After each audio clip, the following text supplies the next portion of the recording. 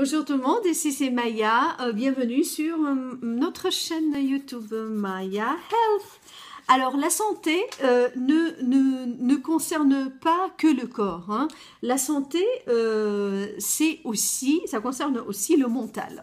Ce que j'inculque à l'éducation de mon fils, ici on est dans une famille monoparentale, mon fils et moi, j'apprends à mon fils comment prendre soin de son mental, comment se calmer, comment s'asseoir pendant un bon moment, un bon 30 minutes, une bonne heure à table ensemble.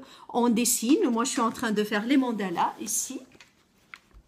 Là, je fais les mandalas, c'est un exercice de zen, d'accord? Donc, c'est un exercice qui me centre, qui me calme. Et donc, lui, il est en train de colorer et d'écrire ses lettres. Il est en train d'apprendre ses lettres. Je veux dire à l'écrit. Donc, mon fils a 3 ans et demi. Il parle 3 langues. Donc, l'espagnol, ça fait 2 mois qu'il a commencé l'espagnol. Mais il avance très bien. Donc maintenant, avec sa nounou, ça communique très bien. Donc bientôt, on passe aux lettres en espagnol et à l'écrit. Alors pour l'écrit, donc pour la lecture, il lit toutes les lettres. Il y a des mots qu'il peut lire aussi. Donc il est en train d'apprendre la lecture en anglais. Quand on finit l'anglais, donc on va passer à la lecture en français. Donc on a 3 bibliothèques à la maison, une bibliothèque en anglais, une bibliothèque en français. Et on va créer une nouvelle bibliothèque pour l'espagnol. Et maintenant, Noah veut apprendre à écrire des lettres. Alors il écrit son nom déjà, mais les lettres ne sont pas alignées. Donc il écrit N, il écrit O, il écrit H. Et A et M, mais il ne les écrit pas alignés. Donc, on est en train de travailler un petit peu là-dessus. Donc là, si je veux faire une remarque sur l'école à la maison, pour les gens qui font le unschooling, donc là... Mais c'est rapide. Oui, c'est trop rapide. Donc, pour les gens qui n'envoient pas les enfants à la garderie à la maison, ce que je fais avec mon fils, pour l'instant, je vis une expérience magnifique. Donc, il ne va pas à la garderie, il est à la maison. Il a des nounous, des babysitters, mais des nounous, des musiciens, des gens qui savent dessiner, des artistes et tout. Donc, comme ça, lui, il peut s'inspirer de ces gens-là. Va à l'école. Oui, à l'école, oui. On fait l'école à la maison. Donc, ces gens-là le gardent, mais en même temps, juste 3 heures par jour. Hein. Pensez pas que je suis en train de dépenser une fortune là-dessus. Juste 3 heures par jour, ils s'inspirent de ces gens-là, ils font des activités, ils apprennent des choses magnifiques et ils prennent un petit peu de leur caractère aussi. Donc, je consacre un bon temps pour choisir ces gens-là. Il faut dire que j'interviewe beaucoup de personnes, d'étudiants pour pouvoir trouver une perle. Et on en a trouvé des perles. Hein. Alors, maintenant, Noam, il sait écrire les lettres, donc la majorité des lettres. Donc, il nous reste de mettre les lettres ensemble, alignées, donc il peut les écrire. Donc, ce que je voulais dire, c'est que moi, je ne le pousse pas. Donc moi je présente, c'est comme si quand vous préparez le repas, vous le préparez, vous le mettez à table, mais vous ne l'invitez pas à manger. Lui, il regarde, puis après s'il a envie, il y va. Donc c'est ça ma stratégie. Je laisse l'enfant, on va rester ici parce qu'on a bientôt fini, oui. Donc je laisse l'enfant, dis-moi toutes ces couleurs-là, on va compter après les crayons et tu vas me dire les couleurs. Je laisse l'enfant exprimer ses besoins. Donc, par exemple, il m'a dit, maman, je veux apprendre à lire. Maintenant, ça fait 2 semaines qu'il me répète ça. Il disait qu'il voulait apprendre à lire. Il veut lire ses histoires tout seul. Donc, voilà, moi, j'y vais doucement et je suis en train de lui apprendre à lire. Donc, je n'ai pas de portfolio, je n'ai pas de programme, j'y vais spontanément. D'accord ? Donc, on s'amuse. Donc, on fait, des fois, quand je dis aux gens, il parle 3 langues, il sait faire ça, il est calme, mais c'est un enfant aussi, il crie, il saute, il va à trottinette, il va en vélo, oui, mais je veux dire qu'il est capable aussi de se concentrer. Donc, des fois, les gens, ils pensent que je suis en train d'utiliser une stratégie donc extraordinaire. Je n'utilise aucune stratégie. La seule stratégie que je peux dire que j'utilise, c'est que d'abord, je fais ce que je veux que lui, il fasse. Moi, je commence par le faire. D'accord?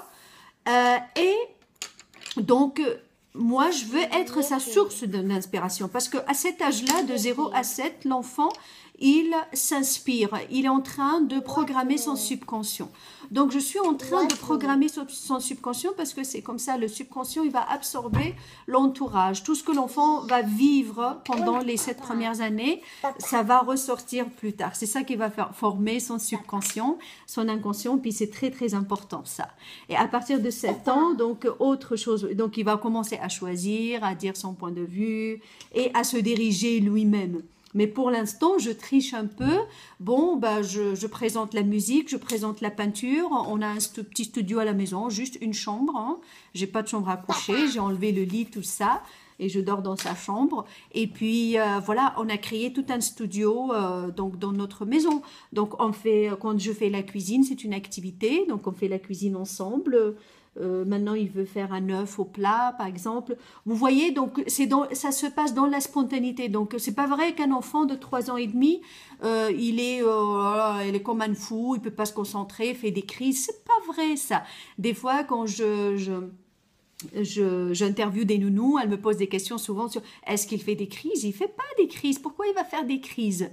Et il faut arrêter de dire que c'est normal et c'est naturel, c'est le développement de cerveau. Oui, c'est le développement de cerveau, mais on n'est pas obligé de passer par des crises.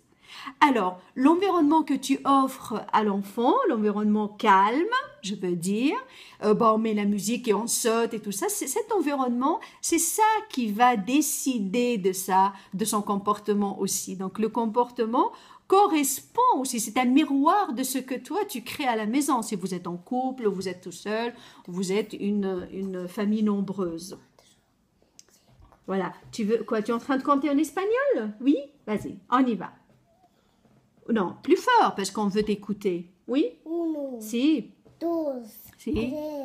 3, 4, 5, 6, 7, 8, 9, 10, 11, 12. Waouh! Ça, je ne savais pas que tu l'as appris en C2C. Waouh! C'est magnifique. Ok, so English? 1, 2, 3, 4, 5, 6, 7, 8, 9, 10, 11, 12. Good! En français?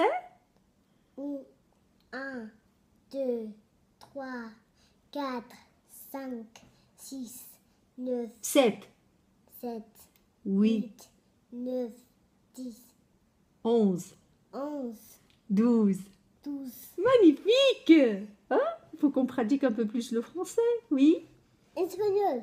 Espagnol, maintenant, parce que maintenant, il se concentre plus sur l'espagnol, c'est ça. Donc, sa mémoire, elle est plus proche de l'espagnol. Donc, maman, qu'est-ce qu'elle est en train de faire? Donc, il sait que je fais les mandalas pour me calmer. Et puis il sait que quand on fait la peinture, on dessine, c'est une activité zen et tranquille. Donc, moi, mon dernier message dans cette vidéo, je ne veux pas qu'elle soit longue. On va arrêter de demander, de donner des théories aux enfants, de demander théoriquement aux enfants ce qu'il faut faire. Faites-le vous-même et laissez l'enfant choisir. Par exemple, là, j'apprends le violon. Mon enfant, il va apprendre le violon. Il veut, mais c'est à 4 ans. À partir de 4 ans, on va offrir le violon. Maintenant, il va apprendre un petit peu le clavier avec Lucia. C'est la nounou qu'on a maintenant. Elle m'apprend, moi, le violon. Elle va lui apprendre le clavier. Elle lui apprend l'espagnol aussi. Donc, apprendre les langues, parce qu'on habite dans une ville aussi où on parle beaucoup de langues à Montréal. Alors, il est exposé à ces langues-là. Donc, à chaque fois qu'il demande une langue, moi, je cherche une babysitter de cette langue-là. Et puis voilà, il apprend la langue. Il veut apprendre à cuisiner, il va cuisiner. Donc, j'attends. En fait, je crée le besoin, j'offre, je montre tout. et je montre ce que moi je veux, ce que moi je pense que c'est bon pour un enfant et je le laisse choisir, d'accord? Donc c'est comme ça comment on fonctionne. Et peut-être dans une prochaine vidéo, si vous avez des questions, je pourrais vous montrer des astuces aussi d'éducation pour la monoparentalité. Je vis une expérience magnifique, la monoparentalité est extraordinaire en fin de compte, on s'amuse, c'est parce que tout simplement j'ai des astuces bien particulier pour ce sujet-là. Donc, s'il y a des personnes monoparentales, des familles monoparentales, je vais faire bientôt une vidéo pour ça, concernant les astuces d'éducation, de gestion, d'argent et de tout ça, et comment vous vous reposez, comment vous travaillez avec un enfant. Vous êtes tout seul, tu te reposes, mais en même temps, tu es avec l'enfant, tu fais tes choses, l'enfant fait ses choses. Comment gérer la vie donc d'une famille ou d'un parent monoparental?